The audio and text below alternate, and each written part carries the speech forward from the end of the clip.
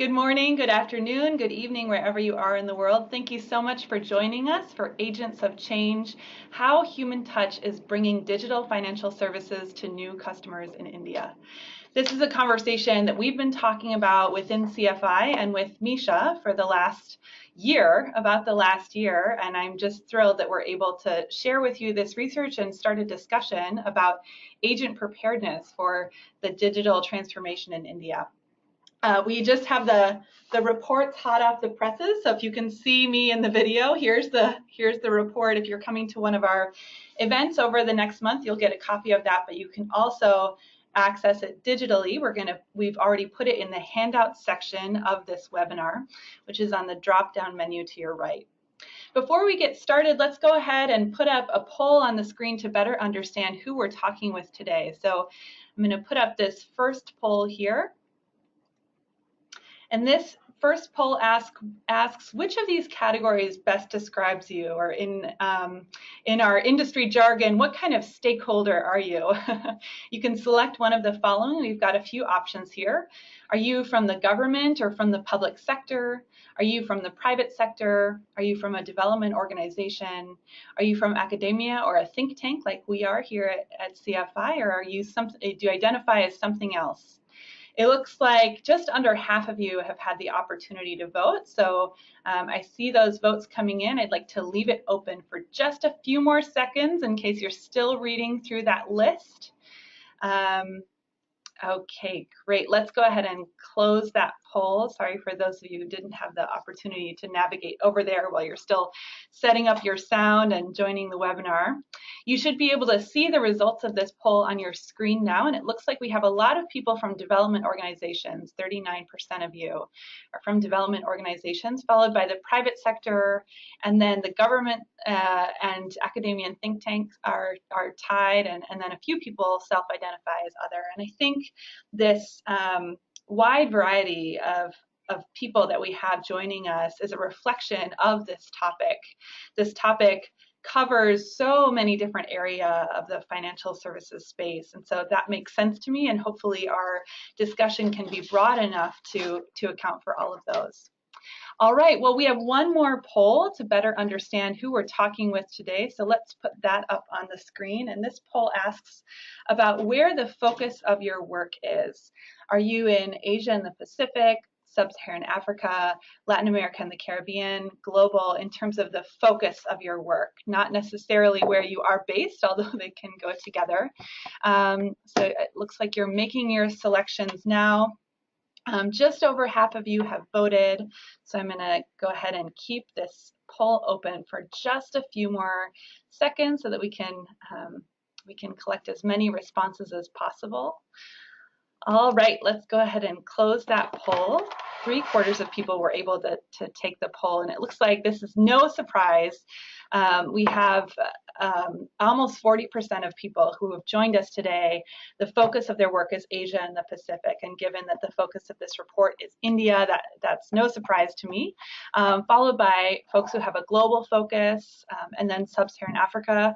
We unfortunately don't have anybody so far joining us who are focused on Latin America and the Caribbean, but I think there are some implications of this research for that region, and we will definitely try to do some targeted outreach with them following this webinar. Great, let's go ahead and close that poll. Let me introduce myself. My name is Sonia Kelly. I'm the Director of Research at the Center for Financial Inclusion. Before I go into some of the logistics of this webinar, I wanted to do something a little bit different. This is my last webinar where I'm moderating, my last webinar of the year. And so I wanted to give you a sense for what our webinars look like what is the behind the scenes here. So we are in a conference room at the corner of our office building, and I'm going to turn around this camera. We've got Tess Johnson here. She's the one who answers all of your questions and maintains the chat with you.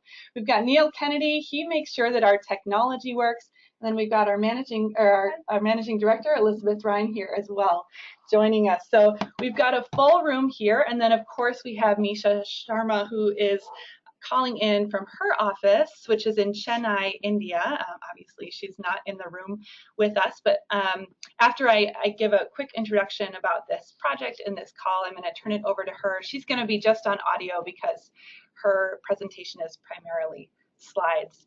So just a few logistical notes. We've muted everybody for the presentation just to make sure we have sound control. But if you have any questions or comments, please, please, please, I urge you, feel free to raise your hand or to type a question in the question box. You can see in the drop-down menus to the right of your screen, or in the drop-down that's in the top left if you're on a cell phone or a tablet.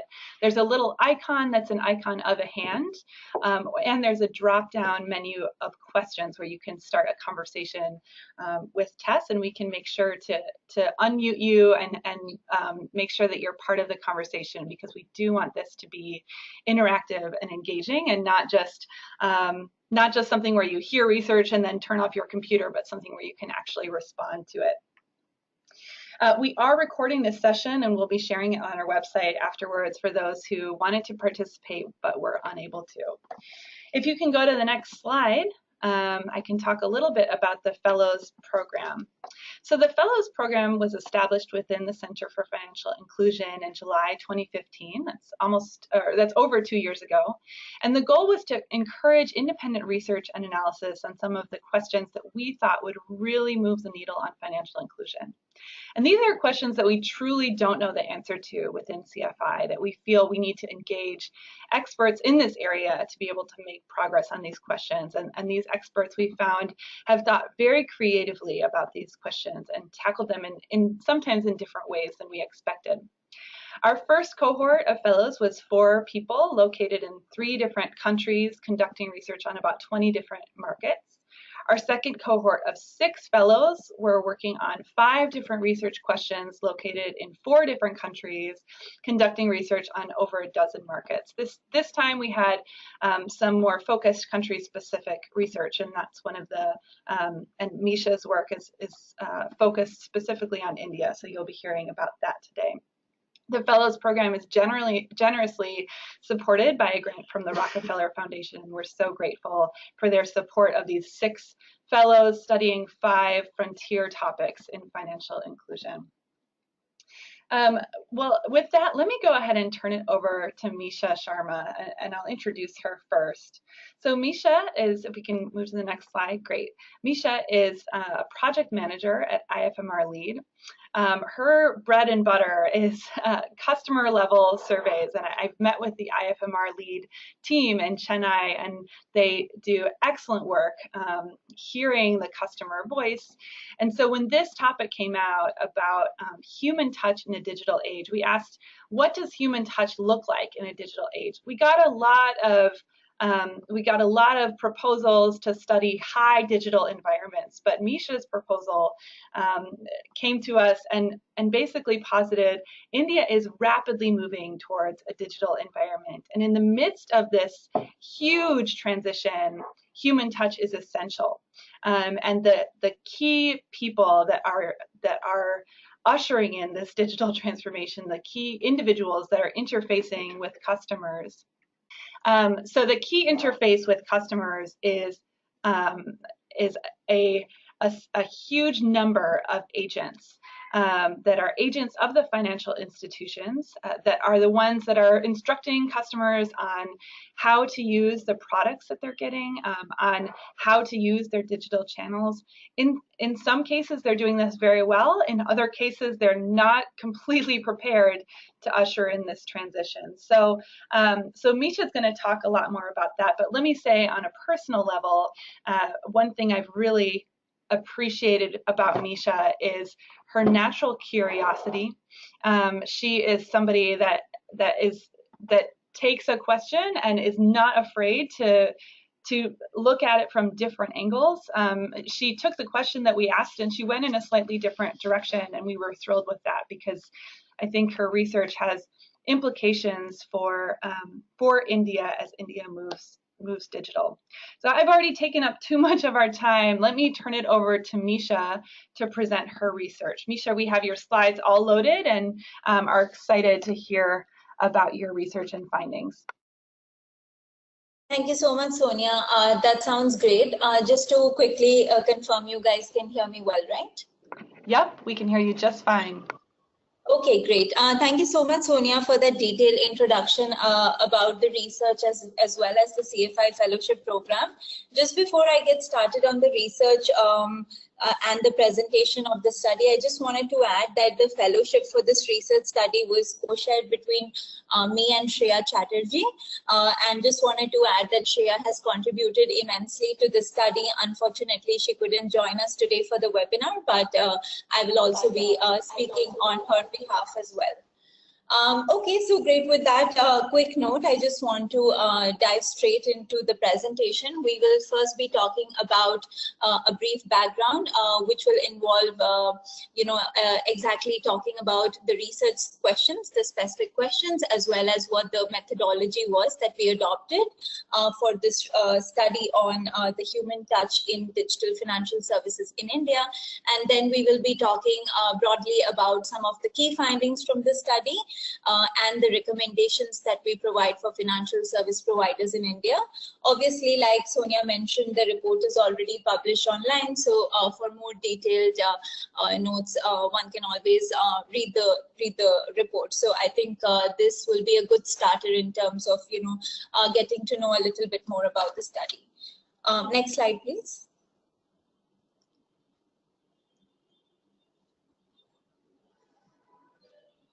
Great. To get started, I first wanted to give a quick introduction about the financial inclusion space in India, just for the benefit of everybody listening in. So financial inclusion and the efforts in this space is obviously not new in India, and the government has been taking active measures in this space for several decades now. One of the most recent examples in this scenario has been the PMJDY scheme, where the government has been pushing acceleration of formal financial services to each and every household, especially the rural population, including the low-income households and poor individuals. So efforts in the financial inclusion space has not been new, and there has been a lot going on in this sector in India currently and previously as well. However, definitely there are big challenges and gaps remain in terms of accessibility and usage in spite of all these efforts. In terms of accessibility, as per the latest statistics, close to 37% of Indian population continue to remain excluded from the formal financial system. And in terms of usage, the big problem is that of dormancy of bank accounts, which has come across as a really big challenge in this space. So given this context, the government has taken a determined policy push, in terms of using digital financial services as a means to further accelerate financial inclusion in India. And they're doing this by several initiatives that have taken up in the last 2-3 years, primarily because of the fact that mobile financial services and digital financial services have the ability to reach rural and remote areas at low cost and in a sustainable manner. So with that logic in mind, several initiatives in the last 2-3 years have taken off in terms of mobile financial services, in terms of new types of financial institutions that have come up, such as small finance banks, payment banks, India Stack, etc., which has really shifted the narrative really in terms of the financial inclusion sector developments that we are seeing in India in the last few years. However, despite all these different significant progresses made on the supply side of it and on the digital financial services space in India, the innovations are yet to reach low-income consumers. And this is because of obviously several barriers, which we will come to in a bit, but the transition to digital financial platforms among low-income consumers has been rather challenging, and low-income consumers are yet to adapt to the pace at which services and products have been offered on the digital front. Just to add a statistics on that, as per the latest survey, only 30% of Indian population are digitally financially included, due to the various barriers that I will be talking about. Next slides, please. So in this context, in this context where on one side you have financial service providers who are very enthusiastic about providing digital services, financial services to their consumers, and on the other side you have low-income consumers and a large set of population in rural areas that are yet to take up these services, agents can play a critical role. And I'm going to be talking about why agents matter in the context of financial services or digital financial services in India. So like I said, India presents a unique challenge. Transitioning from cash-based to cashless transactions among low-income consumers requires a crucial non-technological element, which is human beings acting as agents. And the reason for this, like I was saying a couple of minutes earlier, is due to the different barriers we see both on the consumer side, both on the financial service provider side, both also in terms of infrastructure and consumer capabilities. So there are different factors that come into play in terms of the various barriers, such as consumer capabilities, in terms of lack of familiarity with digital financial service technology, behavioral biases such as being very highly dependent on cash, and infrastructure barriers such as limited internet connectivity and low penetration of smartphones and other digital devices that can be used for digital financial services. Given this context, agents can play a very critical role on behalf of financial service providers in facilitating transactions and also in transitioning consumers to digital platforms by encouraging customers to gain knowledge and make them comfortable with the uses and the various potential that digital financial service platform has to offer. In that sense, agents have the potential to bypass the barrier for both consumers and FSPs due to the different roles they play and the trust they enjoy among their client base. So that is in a nutshell why agents and why this point about human touch is so important in the context of digital financial services in India. So given this context, we find it very interesting and relevant to investigate how agents are deployed to offer human touch in India, as financial service providers are shifting their offerings from cash-based to digital platforms. And so in this context, we look at three distinct channels in terms of three different types of financial institutions and three different types of agents employed by these financial institutions. And we examine the different ways in which agents perform the various tasks, their level of knowledge and awareness about digital financial services and products that are in offering in India, and the different incentives they receive on the job. So broadly, these are some of the points that we look at in the study, and specifically under the evaluation framework of the study, we look at three broad components, which I will be describing now. Next slide, please.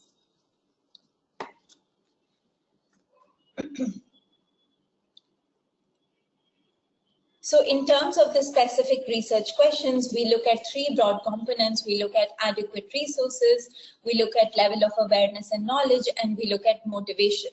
So in terms of adequate resources, we talk about, do agents have sufficient technical, financial, and administrative resources?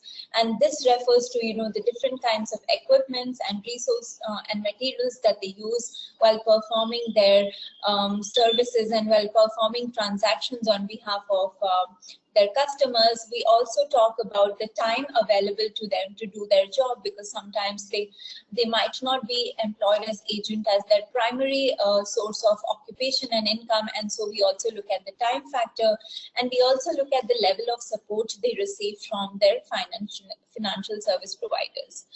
Secondly, in terms of awareness and knowledge, the question is, do agents have the knowledge to make customers aware of the existence and uses of digital products and build trust in the process. So this point is very important, because only if the agents are aware themselves about the different features of the product, different products and services that are available on the digital financial services front, can they pass the knowledge to their consumers. So it is very important for us to understand how aware the agents are about these different about these different channels available in the context of DFS, what is their digital level of digital literacy, and how much trust do they enjoy among their customers.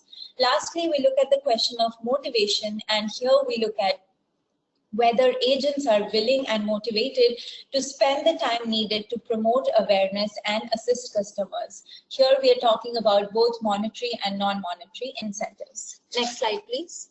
So given these different questions that we have here for the study, our research methodology is basically we identify 3 types of agents, each with different profile, relationship to their parent organization and function. So what we've done in this study is that we've looked at 3 different types of financial institutions in India. One is a commercial bank. One is a payment bank institution, which is relatively a new form of financial institution that has come up in India. This was, I think the first payment bank was launched sometime earlier last year. And then we have the classic NBFC MFI model. So each of these 3 different types of financial institutions employ or deploy agents so that they are able to connect to the last mile consumers through this intermediary channel of the human touch factor.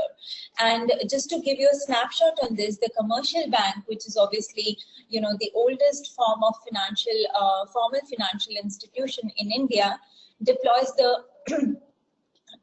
what we call the business correspondent, and that's a synonym used for an agent, actually, a bank agent. For the payment bank, they also employ an agent, which we will refer to as payment bank agent or PBA. And for NBFC and MFI, they employ credit officers, and we will in short refer to them as COs. So in short, we have BCs with banks, we have PBAs with payment banks, and we have COs with NBFC MFI model. And what we did in this study is that we surveyed around 120 agents with all these different types of agents. And the study was conducted in 2 states of India, covering both rural and semi-urban areas. Next slide, please. So with that background in mind, and we have given a quick overview of the financial inclusion space in India, some of the challenges, and where India stands in terms of digital financial services in India. So with that background in mind, and with the specific research questions and methodologies, we will now be moving on to talking about some of the key findings. Next slide, please.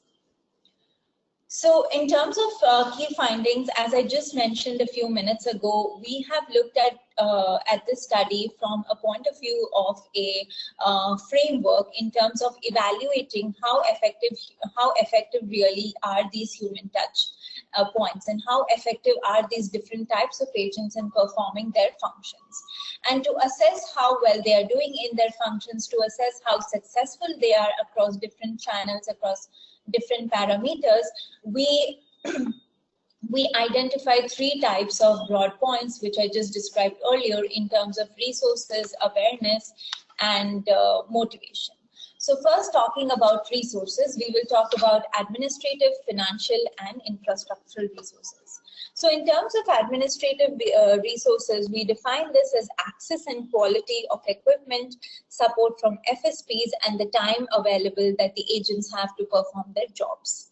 So overall, we see that the degree of resource availability differed by institution and agent type, and accordingly impacts agents' ability to assist consumers. So firstly, in terms of the administrative resources, broadly, we see that BCs and PBAs, so I'm going to refer to the different type of agents in this abbreviated form. I hope that's okay. So in terms of BCs and PBAs, they had adequate access to resources in terms of the equipments that they were using for their different financial transactions and the services that they were offering to the last mile consumers. But they offered substantial technical issues with these equipments. Either there would be some server error or there would be problems due to the network connectivity in their area.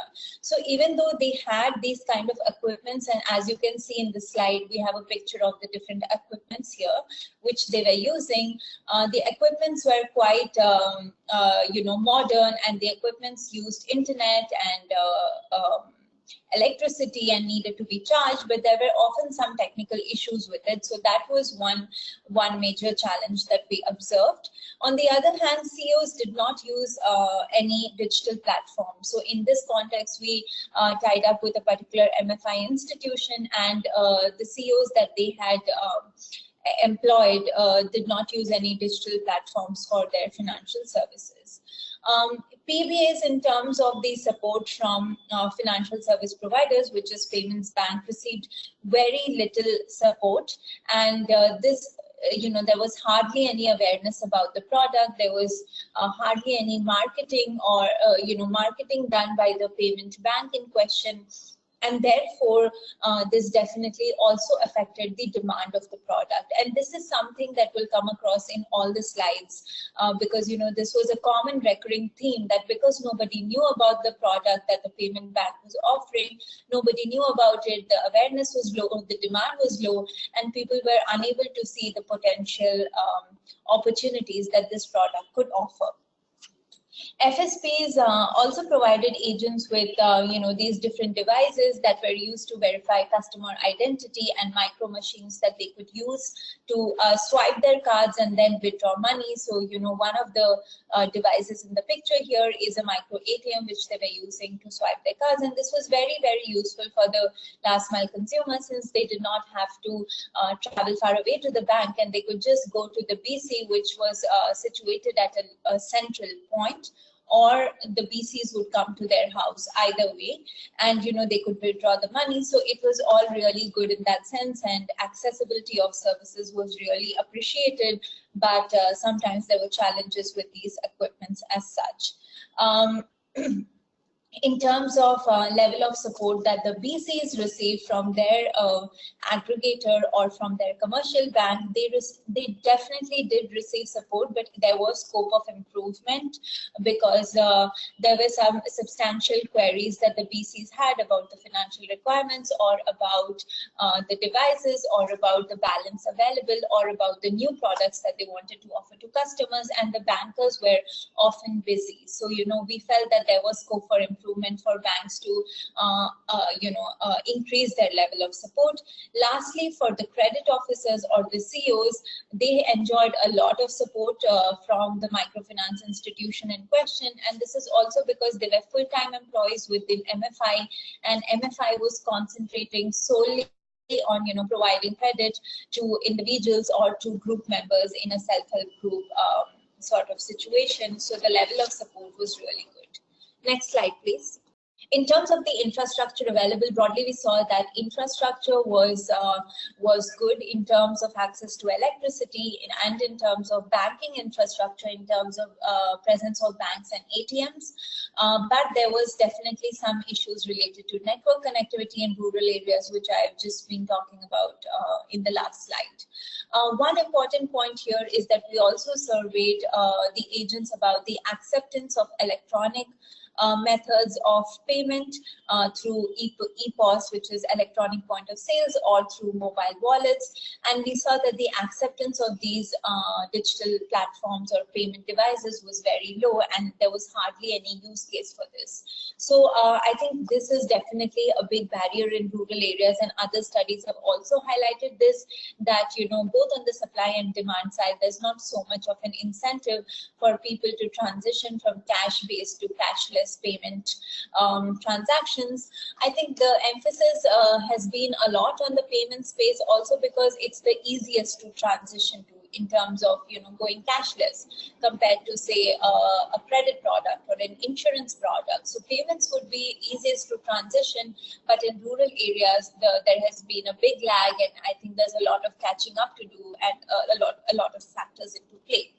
Finally, in terms of financial resources, VCs and PBAs reported struggling with financial liquidity because VCs and PBAs did not know so much about the consumer demand. The consumer demand was varied on different days, and they had to manage their own liquidity accounts and had to maintain their own, sort of arrangement with regard to this. Even though they were tied up with a financial institution, they had to, sort of plan for these expenses in advance, and they did report struggling with this.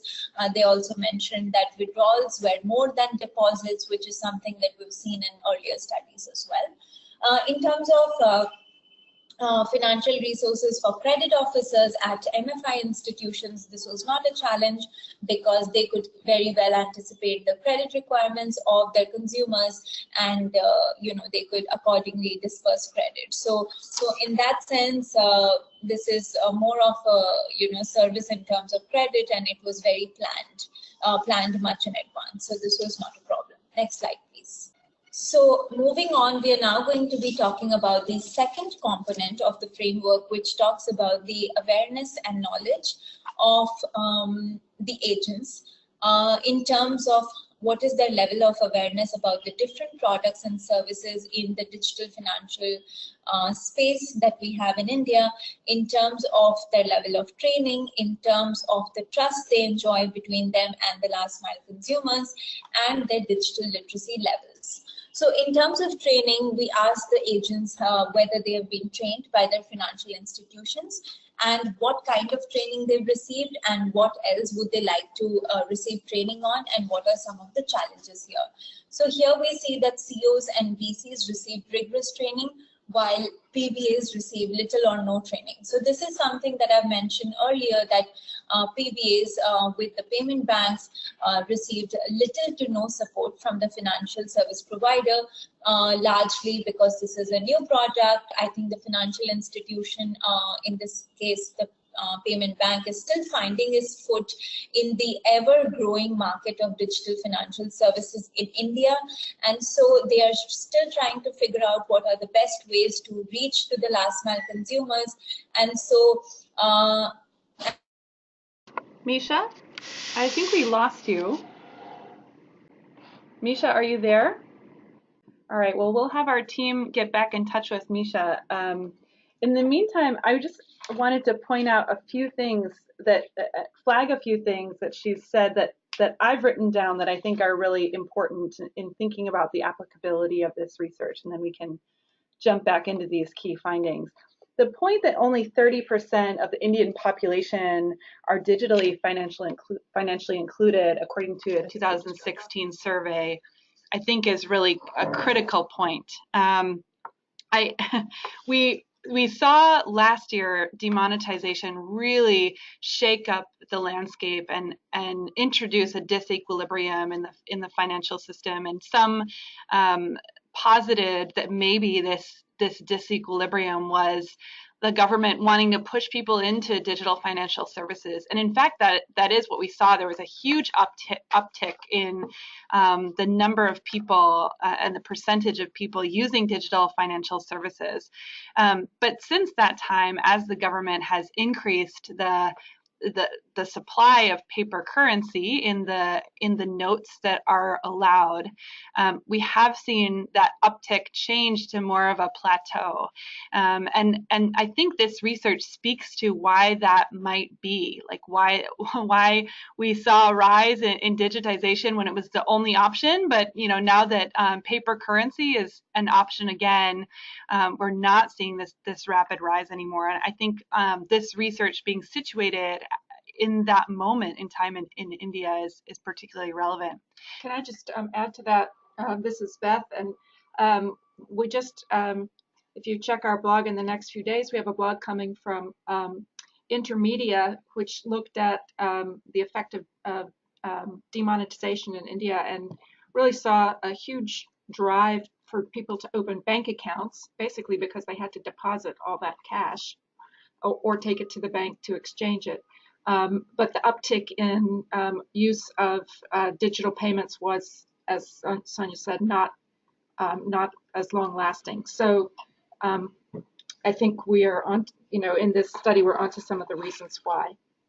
Yeah, and taking a step back, I mean, talking about what this means for customers, I think is interesting, but also talking about what this means for agents is also critical to understanding this topic and some of the motivations around it. I remember, Beth, just a few years ago, you and I were in a roundtable discussion that brought together mainstream financial institutions, and somebody raised their hand and said, why are we really talking about agents? I mean, we're looking at a world in which, like in 3 or 4 years, agents will be completely gone as we transition to cashless societies. And I think that was really the vision of some people in the industry, that we would create a cashless society and agents would quickly grow out of a job or be irrelevant in this space. But this theory is one in which we don't account for friction in the transaction and some of the costs to moving digital from the customer perspective. So as I look at this research and think about the role of agents being very central in digitization of customers, I don't think we're going to see agents going away anytime soon. And in fact, I'm seeing the strategies of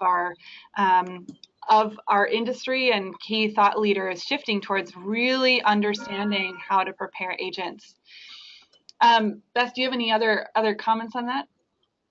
Well, I have a lot of comments overall, but I was going to provide comments on the overall thing. Should I just do that now? Well, let's check in. I think can get. I hear somebody typing, and I wonder if that's Misha back on. Misha, are you Hello. with us? Oh, great! Yes. Welcome back. Hello, everyone. Great. Sorry. We didn't continue on with your presentation. We just talked about some of the context factors globally and some of the global trends in customer move towards digitization and also in the role of agents. So go ahead and pick back up with awareness and knowledge. Sure, that sounds great. Thank you so much, Sonia, and extremely sorry about this. So I'll just get started again. So I think I was just talking about training, and in terms of awareness and knowledge, one of the first factors that we assessed was the training, the amount of training that the agents received, the level of training, the type of training they received, and what were some of the challenges there. And overall, we saw that COs and VCs received rigorous training, while PBAs did not receive much training, again, due to the lack of support from financial service providers here. Also, CEOs received training in terms of the training type received. They received training on mobilizing groups, organizing and managing group meetings, and opening bank accounts. This is because the MFI that we partnered with was providing microfinance loans to a group-based model. It was providing loans to a group-based model, while the VCs received training on bookkeeping, financial literacy, customer interaction, and troubleshooting, in terms of troubleshooting the various technical errors that they were facing. Like I just said about the PBAs, they did not receive substantial training, and therefore this heavily affected their knowledge about the product.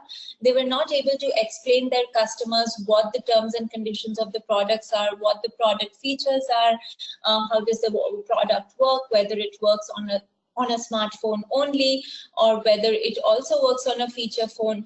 For example, this one agent that we met, one payment bank agent that we met, when we asked him about how this product could be used and if it could be used on a simple feature phone, he said that it couldn't, whereas in fact it is true that it could be used actually on any phones using a USSD platform.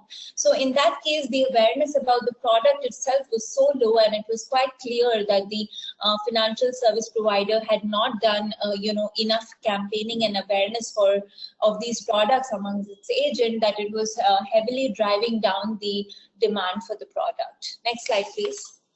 So in terms of awareness and knowledge itself, so awareness about their own products and then awareness about the general products available in the market, we see that PBAs were aware of the array of products available in the market, and this is because these PBAs were typically working from a small retail shop which was providing various phone services, recharge services, various small transaction value utility services. For example, recharging your phone, recharging your TV cable bill, recharging your electricity bill, etc.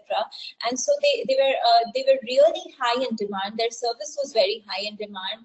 They were well known in their area among, and most of the areas we surveyed were quite small, so they were well known in the rural settings that they were located in. And so they had a very good network, they had a very good knowledge about the different products available in the market, but just with the payment bank product itself, their awareness was not so good. So given their network and given their general awareness about the different products in the market, we felt that they had very good potential to use their position to in turn spread awareness of this product, of the PB product, if they got the required support that they needed. In terms of BCs and credit officers, we saw that there were huge awareness gaps, and they did not know so much about the different products available in the market. More so credit officers, because they were in some sense cocooned and sort of restricted in the kind of service they were providing in terms of just providing the loans to their last mile consumers, and so they did not really know much, and even all their operations were based on non-digital mechanisms, and there was nothing digital in their functions, in their processes, so they were not so much in sync with the modern devices. They did not know so much about how to use smartphones, etc. And on the other hand, BCs had sort of moderate levels of awareness both about the different products available in the market. However, they knew quite a lot about the products that they themselves were offering, but there was definitely scope to expand their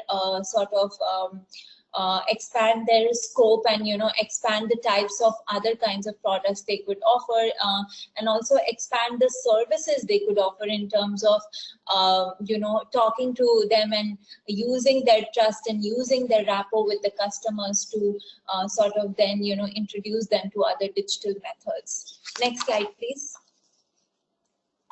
In terms, lastly, a third point with under the awareness component is agents' digital literacy and the trust that they enjoy.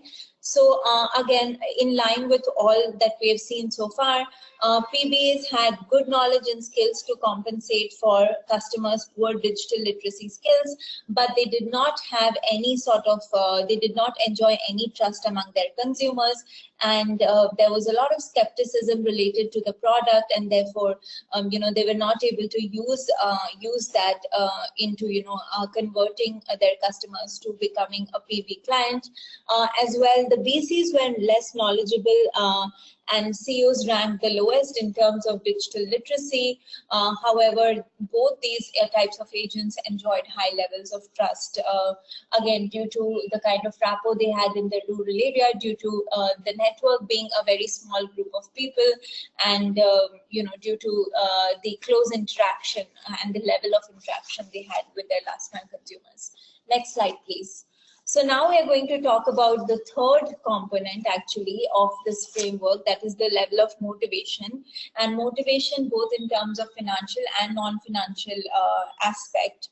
And we saw that BCs and CEOs were the most incentivized to stay on the job, to provide services beyond the scope of work whenever needed, and inform the customers, assist the customers, especially new customers, about the new products available in the market, about the different kinds of loans that were on offer, or the different kinds of payment mechanisms that they could use for transaction. On the other hand, payment bank agents seem to discourage their customers from taking up the product because they themselves did not know so much about it, and there was a very less demand of the product, and they hardly had any motivation. They were not paid very well for the amount of time and effort they were putting into this job. So things were not working on this front for the payment bank agents. Next slide, please.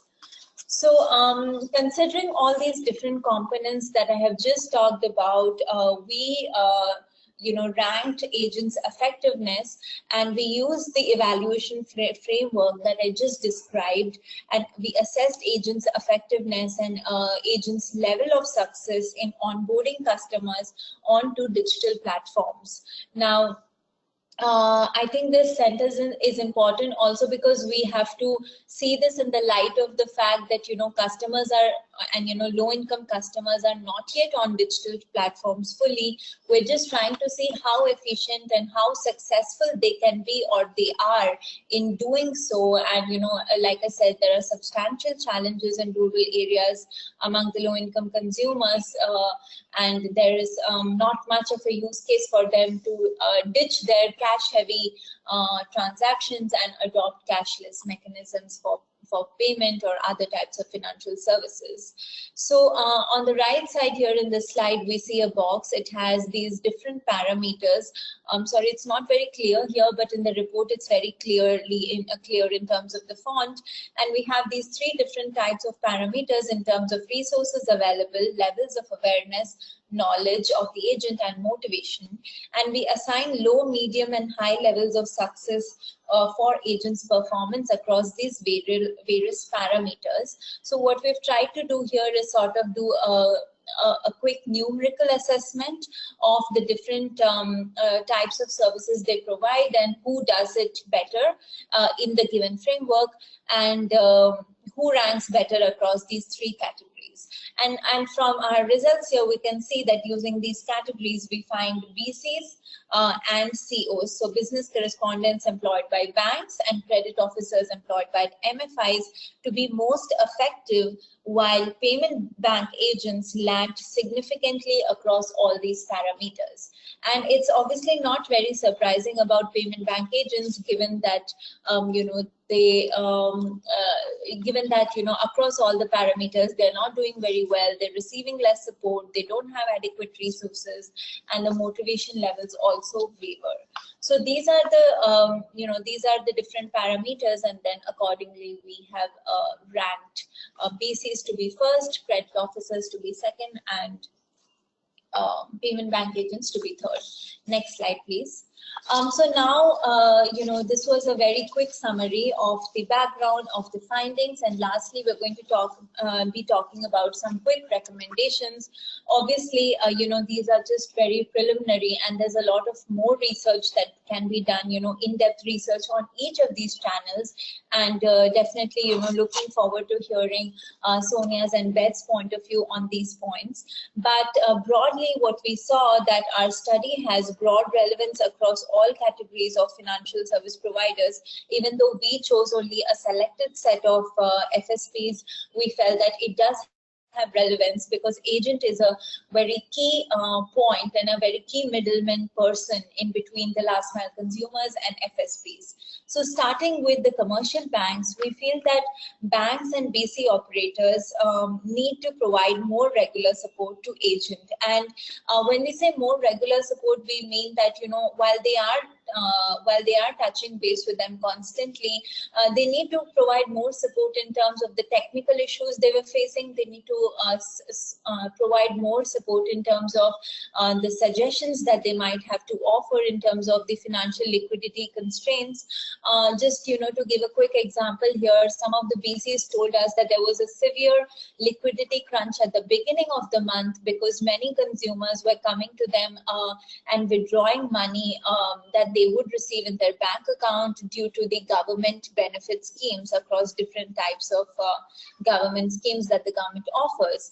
And so this is something that is very well known both to the banks as well as to the agents, and it is only logical for both of them to devise a step or mechanism such that BCs can have enough cushioning in terms of the financial liquidity aspect of it, so that they can in turn provide all the provide services to all the customers who come to their doorstep and withdraw money on their behalf and give it to the customers in end. So these are some of the small things that can be done, but has probably not been done so far. So there's some more level of support that can be done, can be taken up. And also in terms of the financial incentives, we felt that even though it was there and it was a very good financial incentive, because they were also, the BCs also felt a sense of pride, to offer this service to their community. I think maybe there's a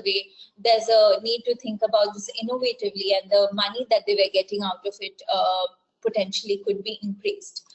For payment banks, I think there are definitely a lot of points that can be said here, starting with the most basic, which is that the marketing needs to be done of the product. People hardly know about this product. I mean, I think this group is well aware, but the common man, both in rural and urban areas, don't know much about this. So if we want to exploit the potential of a unique channel as payment bank products, and if we want to exploit the potential of the agents that they have located in so many areas in a very dense fashion, then people need to know about this. And so demand needs to be created so that people can start seeing the benefits of such a unique and revolutionary product. And also, given the novelty of the product, I think at the beginning the agents will have to be given a lot of push and incentive, like really heavy incentive, and both financial and otherwise, to just get going on this product. And once the demand increases, maybe we can use the economies of scale and sort of reevaluate. So the FSPs can reevaluate at a later stage, but at least in the very beginning of of the product, that at the phase at which the product is currently at, I think there's a lot that needs to be done from the FSP's point of view. Lastly, in terms of microfinance institutions, I mean, obviously they've been here in existence in India for the last 30-40 years. They're doing a great job in providing a lot of services, especially credit to those who are unbanked and underbanked. But our experience, and in this study, we felt that they have not yet shifted to digital operations, and they've not yet started transacting with their customers digitally.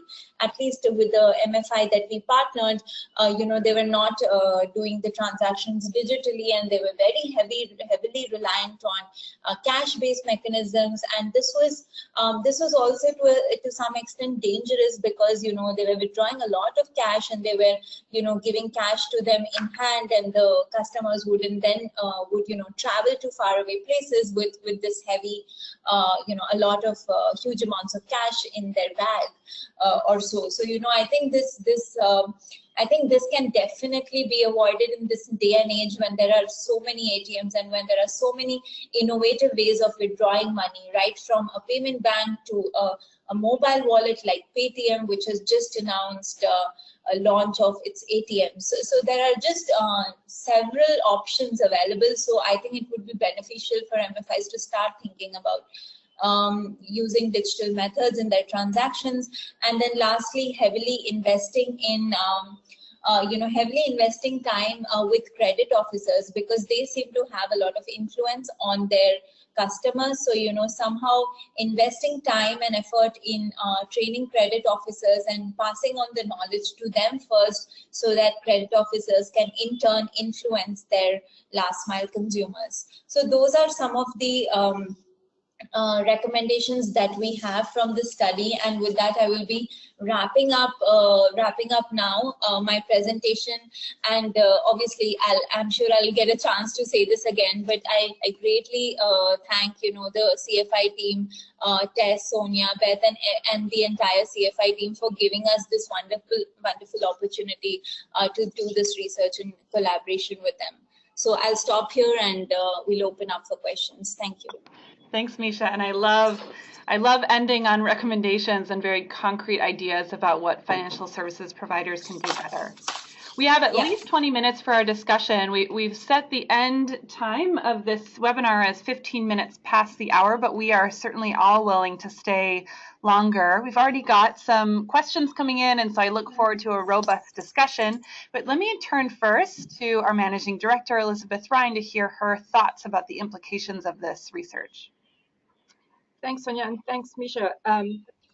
This has really been very, very interesting to watch your research unfold, and I think many of you know that this is a companion study that to one that we've also commissioned that Alexis Beggs-Olsen did in Kenya. Alexis focused on talking to consumers about many of the same questions that Misha and Shreya looked at from the point of view of the agents. And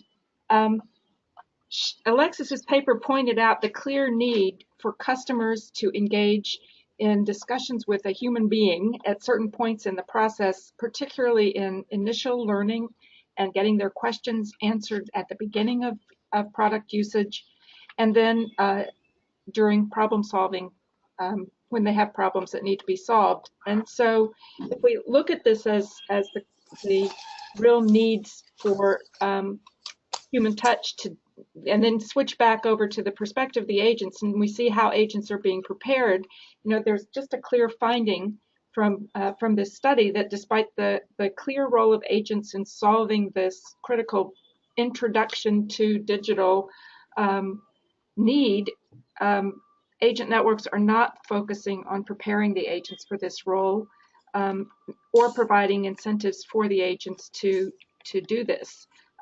They're really much more focused on the mechanical aspects of of making sure that the agents have the right equipment, etc. And of course, there are problems in that area as well. But I think the key ones that we want to focus on are more on the awareness and preparation and motivations of the agents themselves, which is what was investigated here.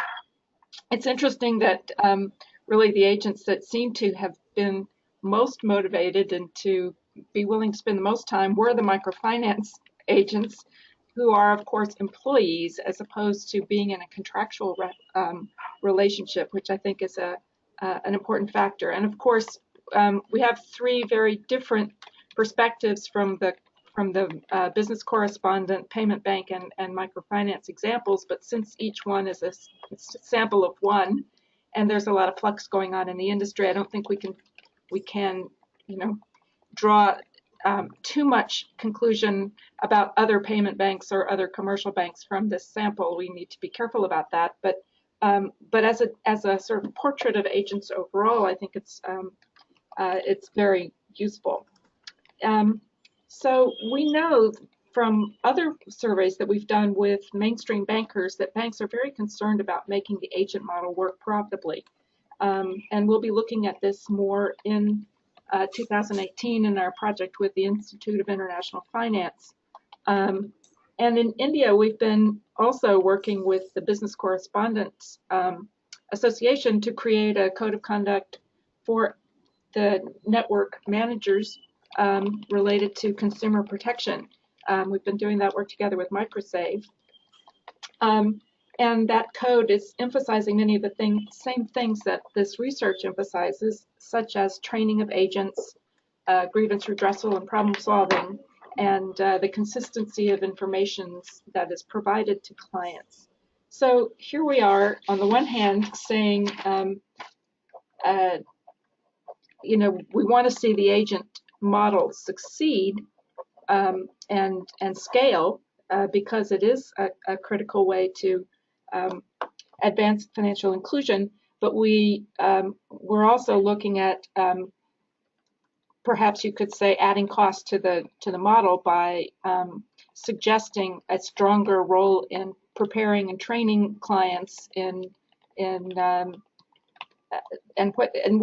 question is whether the benefits of taking those additional steps will outweigh the costs. And of course, we do think that there will be benefits because of the issue of uptake and active usage that the agents can play a role in motivating. So, but it's a big outstanding question. Will be interesting to see how it evolves. I'm particularly interested. One of the things that struck me as I was interacting with both Alexis and with Misha and Shreya were the difference in the agent model as it exists in India and Kenya. So in Kenya, the vast majority of the agents are Safaricom agents that are, and so what you have in Kenya is quite a large number of providers, especially credit providers, that are essentially riding on the backs of Safaricom's agent network. And so they don't have an agent network presence of their own. Whereas in India, it's each group is creating its own, creating a different agent network. So if we are looking at this question of how do we evolve towards a cash-light future in which agents are not playing such a key cash-in, cash-out role, where is that going? And I'm starting to envision a future where agents are focused on the sign-up and initial information provide, and then problem solving, and really take a much lower level of role in cash-in, cash-out once there are other ways for clients to transact and to receive money. So I guess I looked at, as we looked at what's happening in India and as we looked at what's happening in Kenya, we tended to hear about a lot of shortcomings. And so I'm asking, so where does the agent model really work? And the good news that I've come across most recently is Zona. So Zona is an example of an organization that's getting agents right.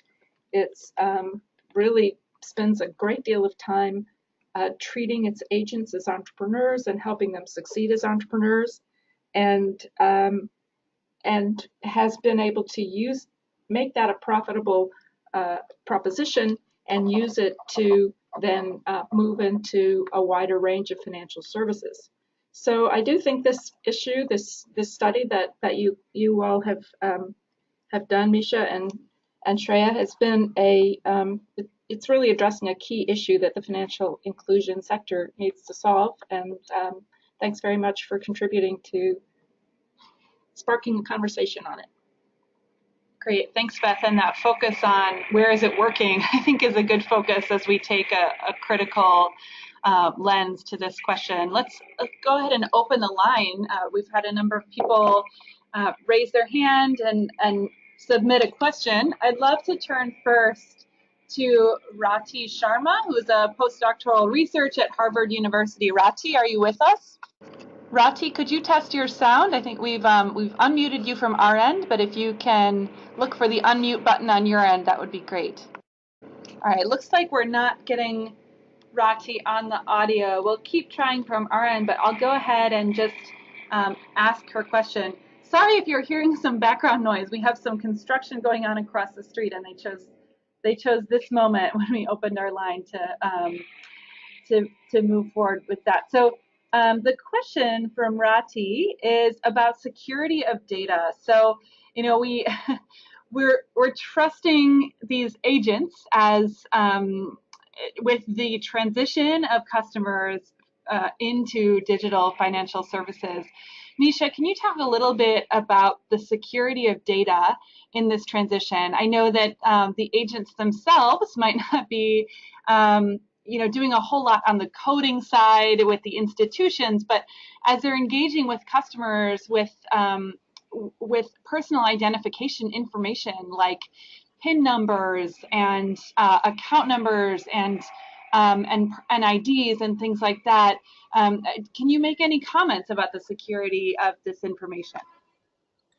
Sure, Sonia. I think that's obviously a very relevant question, and I think something that has been, a topic of conversation in this space, right? So I think that makes sense in the context of this study, and when we were talking to the different types of agents, we did come across this issue where, when we spoke to some of the customers informally, even though it's not a part of the study officially, but when we spoke to customers and spoke to them about, some of the barriers, they said that they were, they saw this as one barrier, and they were definitely not able to trust the agents to the highest level in terms of giving their PIN numbers or giving their RuPay cards for that matter, and taking their help.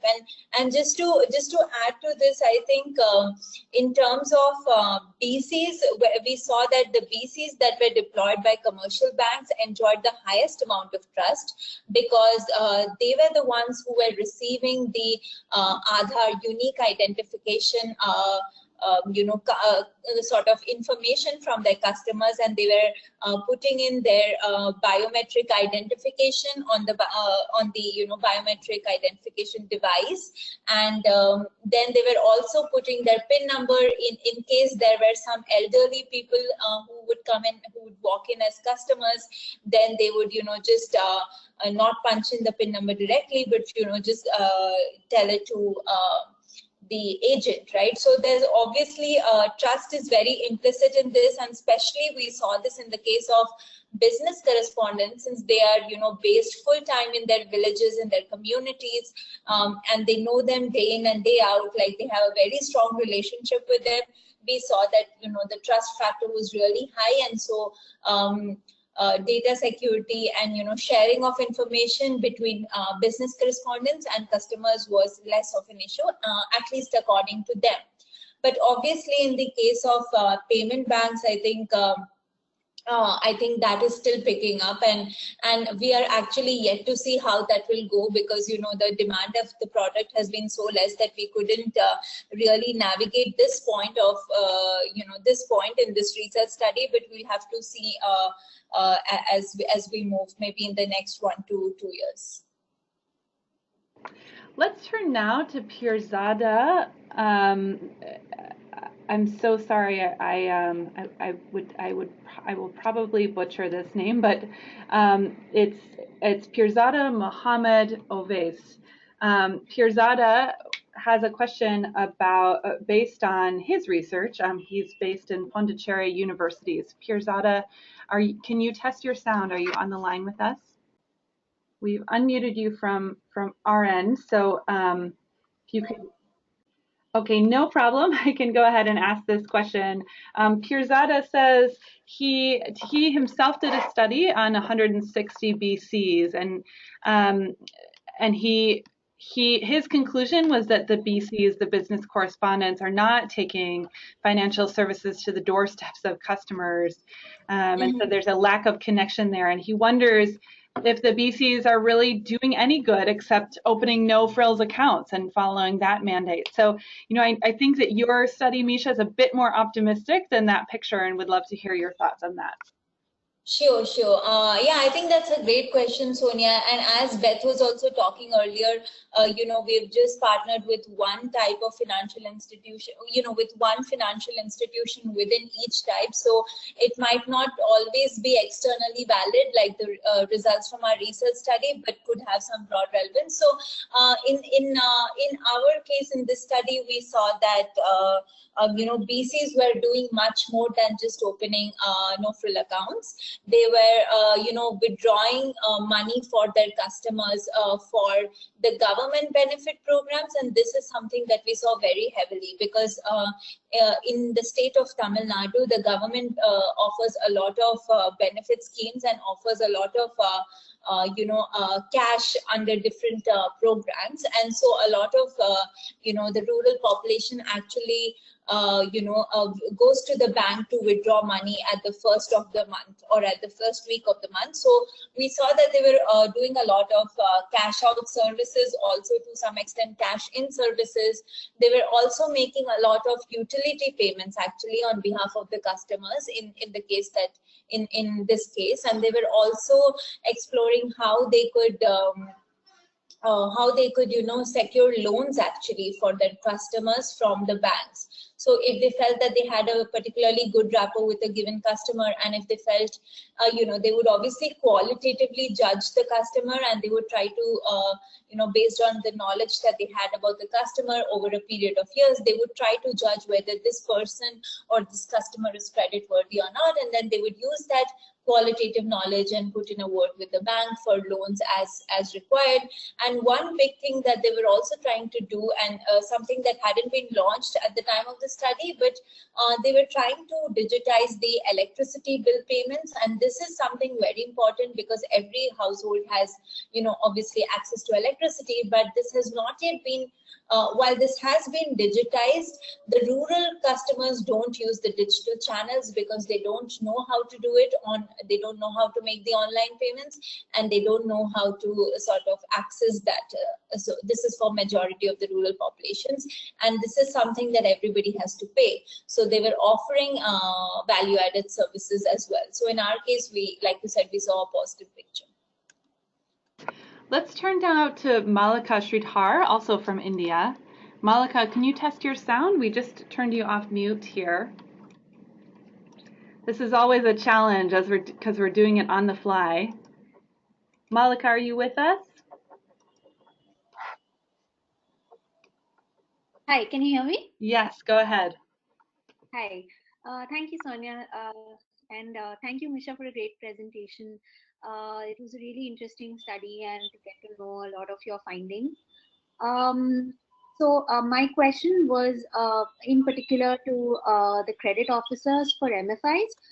Like your findings show that the awareness level is much lower for the credit officers, and now what MFIs are currently facing is the question is to what extent should they digitize. So while they are digitizing a lot of the back-end processes, I think there's still a concern about how much should they digitize front-end processes. So in this scenario, and with DFS being increasingly taken up in India, how do you see the transitioning happening, and how do you see the credit officer's role in such a scenario? And do you think that MFI should completely go digital, or should they explore, the concept of a digital, like having agent networks or credit officers, but onboarding them with providing them better training on handling certain services and not going completely digital? Thank you. Sure. Thanks a lot, Malika. That is a great question. I mean, obviously, I'm no expert, and I'm sure Sonia might have more points to add here, but I think that there's one short answer is that there's a need to create a fine balance. But what I really feel in this regard is that at least for the loan disbursements, it can become digital, because that is something really simple. And in this day and age, loan disbursements need not be a process where the customer has to come to the MFI branch all the way, travel 20-25 kilometers in the context of rural areas and get their cash and then travel back with huge loads of cash. I think for loan disbursements alone, I think it would be a good way to start with going digital with loan disbursements. Obviously, I do acknowledge the fact that many MFIs are already doing this, but in our context, we saw that the customers were still very heavy on cash, cash reliant, and they were very cash reliant actually in that sense. And in fact, the study was just at the time of demonetization in India, and the MFI told us that because of the liquidity crunch, they introduced a prepaid card so that they could just give this card to the consumers, and they could just use this card to use this card at an ATM and just withdraw the money. But apparently there was heavy backlash from the consumers, and they did not want to use any sort of card whatsoever. They wanted to see the paper based cash, and that's like a really strong behavioral preference, right? And it might take a long time to overcome, but I think at least in simple, when it comes to simple payments like loan disbursements and the different kinds of installments, and also in fact loan repayments, I think there's a huge potential to go digital. And then maybe for things like getting a loan, starting the loan process, and understanding the terms and conditions of the loan, that need to be more physical, since that is the first time you would interact with the service provider. Thanks, Misha. Let's turn now to Shivani Parihast. Am I audible? Yeah, go ahead. Great. Hi. Hi, Misha and Sonia and Tess. It was a great presentation, Misha. Incidentally, we also work somewhat in financial inclusion sector. And 2-3 things that I would like to share here. Firstly, the fact that, I totally agree to Misha regarding the credit to be digitized. The micro pensions need to be digitized.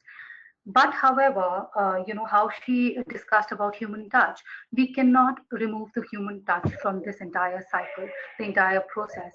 I'll give you a small example. Even at the airports, when we go and we have to go and do a web check-in, we still need people. We're always looking around for someone to help us to get the print of the, boarding pass. We still prefer going and getting the boarding pass done by the help desk. So we being so-called educated, we can only imagine people who are not literate, let alone being financially literate. Human touch, I don't think for another 10 to 20 years, we can remove it, firstly.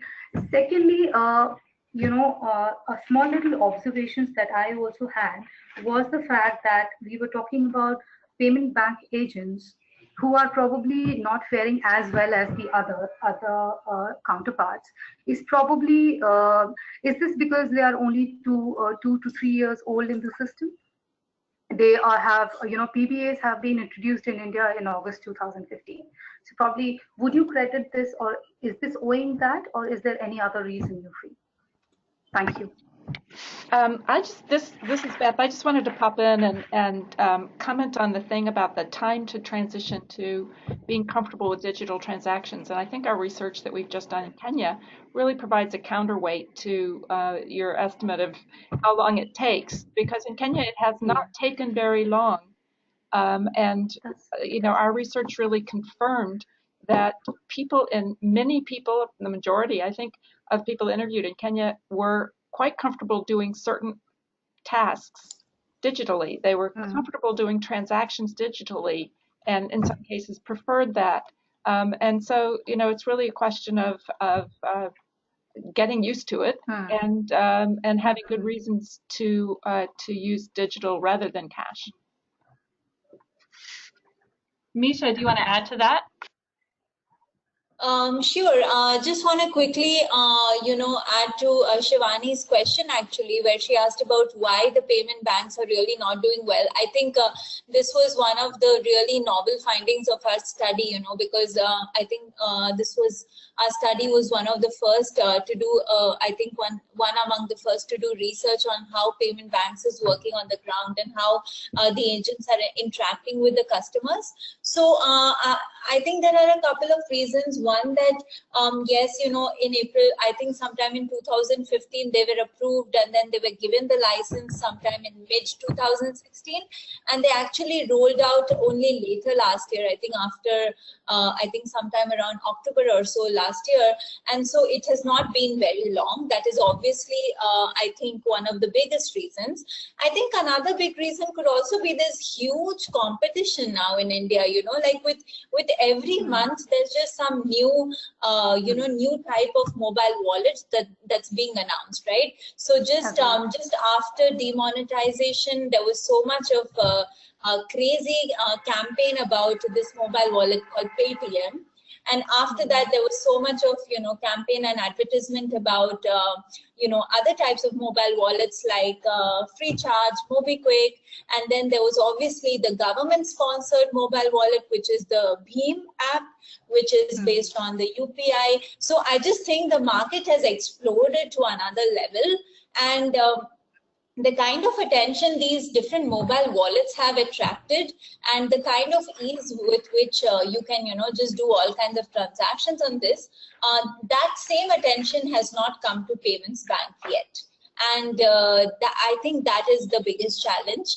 They have to really I think find their USP, because one of the biggest USPs, at least on paper, was the fact that they are a bank which will work even without a branch, right? So it will just be located at a store, and they will act as a bank, and they will accept deposits. But we're not seeing that so much, and people are saying that, oh, but I already have a bank account, and under the PMJDY I've already opened, I already have savings.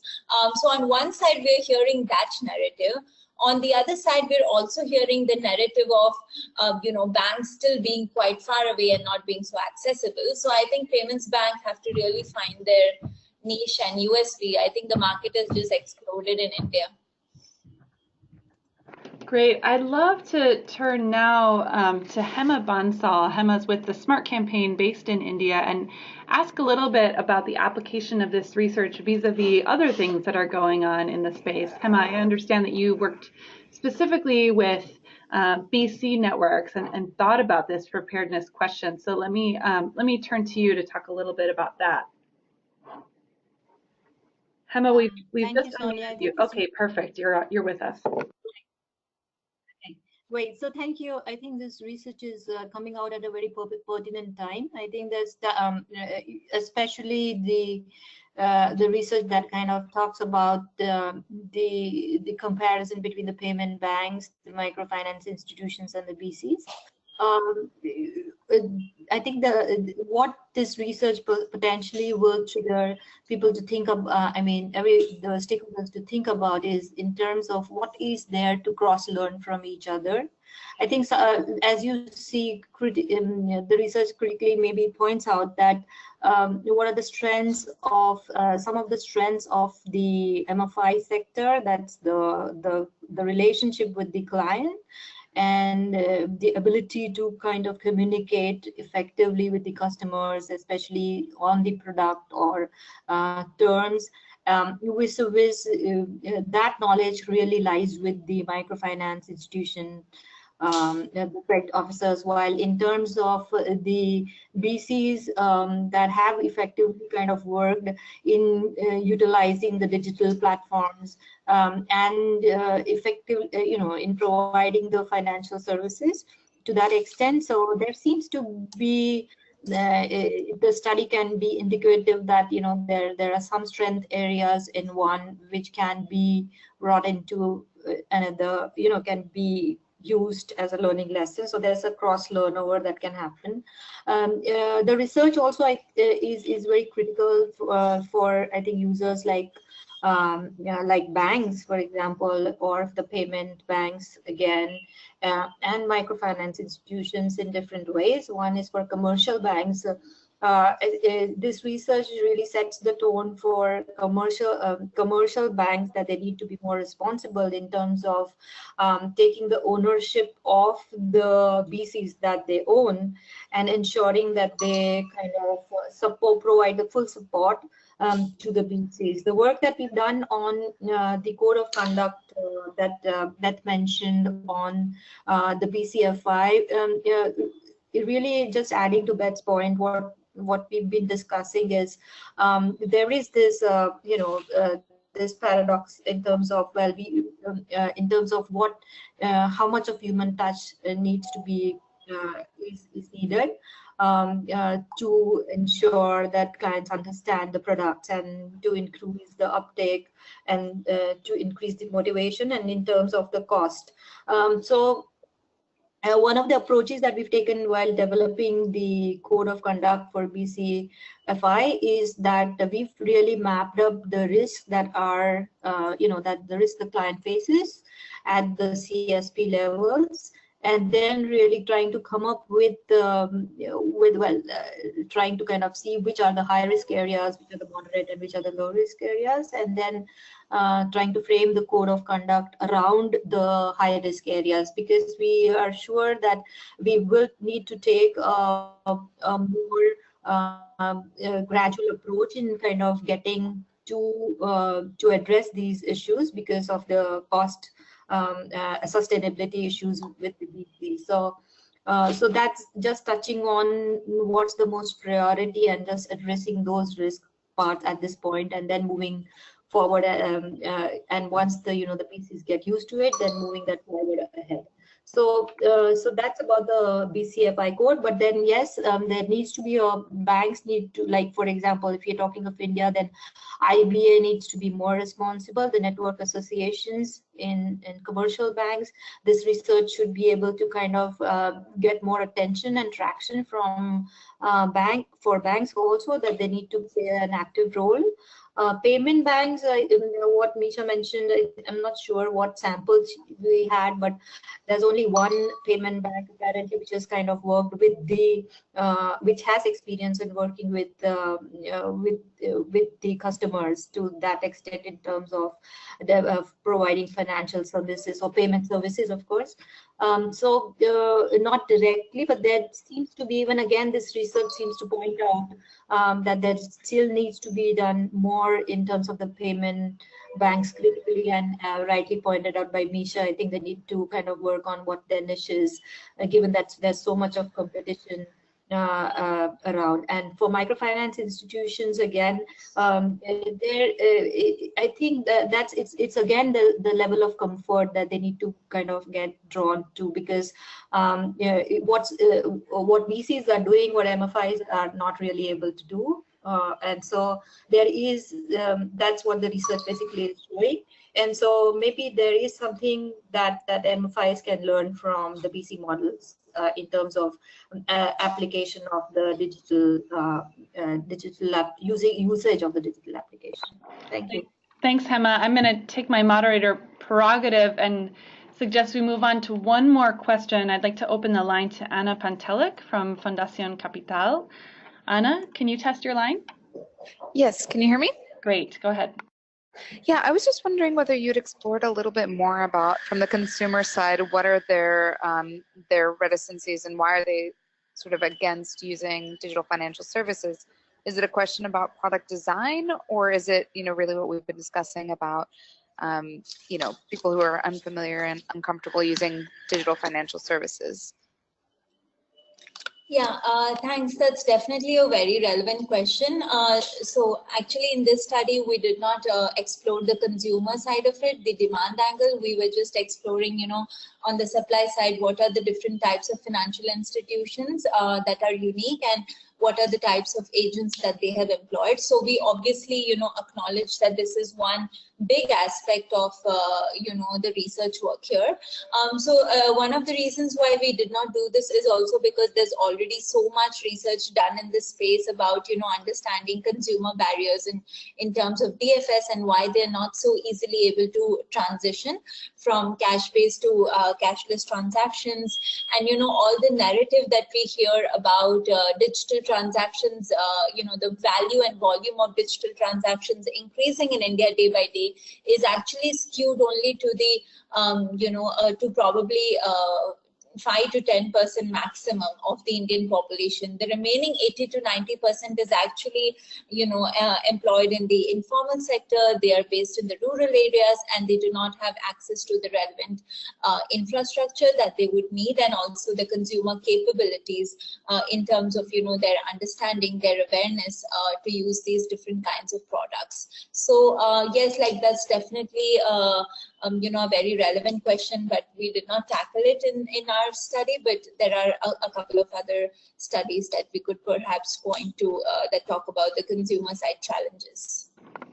Thanks. I love focusing on the end user of financial services. I think that that's really important, even when our conversation has focused primarily on agents.